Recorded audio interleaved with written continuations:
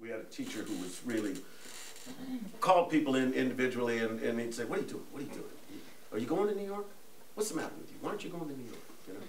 You know, and so we all kind of got this idea that maybe we could give this a shot. But we got up there over about a 6-month to a year time in dribs and drabs, and you know, we, if nothing else, we really bonded, sort of just people you knew, against this sort of you know, outside world, and I don't think that we really in the beginning had any idea that it was going to be anything more than just you know, that, and just within time.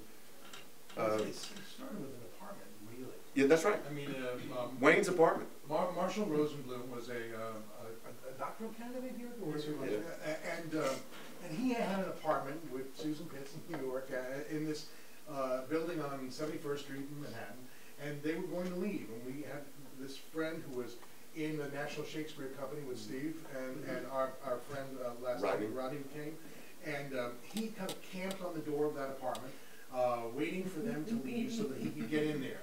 But it was too expensive. There's no way he could afford that apartment. So he needed 2 other people to share it with him. $500 a week. And so suddenly we became his best friends because he needed somebody to share the apartment.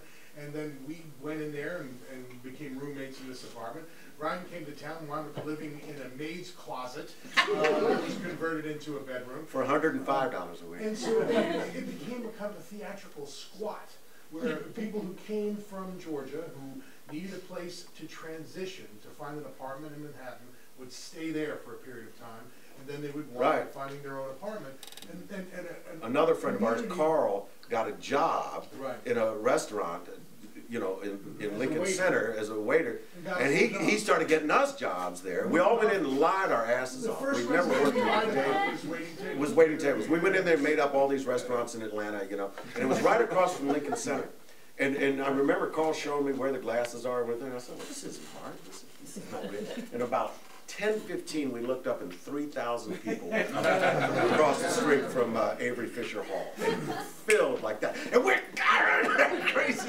And we, you know, did it and finished like 1, and we ran down to McGlade's and drank beer afterwards. But I mean, you had a ready-made community that you that's the truth. So this place on the west side of Manhattan. And then gradually, there was the New Georgia main body, then there was the New Georgia Annex, where these girls found their own apartment up at 79th Street, and then that became another one of these kind of satellites, and we wound up having 3 or 4 apartments in the area. Over about a 5-year period, when people, it was like the underground, you know, railroad. You could get, you know, if you were from Georgia, you could get a place, and Carl could find you a job. We made Carl governor. And it just sort of stuck that way. When I first went up, I slept in a cot in Wayne's room, and he looked over and said, you can't stay here anymore. And I said, where am I going to? He said, there's a maid's room. That's where we moved the cot into there, and I lived there for about 9 months, 8 months. So, yeah. Then Lynn moved in there. And then Lynn moved in there, right?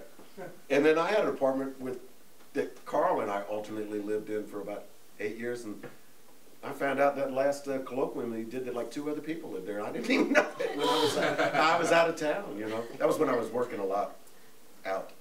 But I think that the point is that in going to New York, in taking the leap to go search for your dream either in New York or in California or wherever you think you needed to go, there was some support there. That's right. That allowed for a comfort that said, you know what, we're doing this together. Even if you weren't, you really were doing it individually with a loose band of compatriots, but you felt like you were doing it together.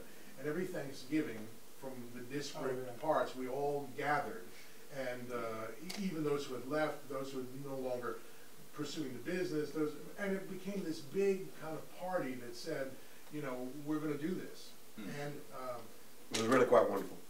Yeah, we did it for about 20 years, the Thanksgiving dinner. And some years it would wax and wane, be smaller, bigger, and some years it would be big. But what Wayne said, it was really just this sort of common bond more than anything else. Although there were a few things. I mean, some people initiated some projects after a few years. And,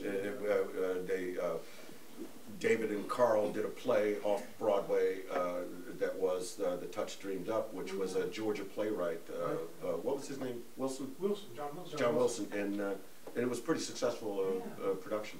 And on Theater Row. On Theater Row.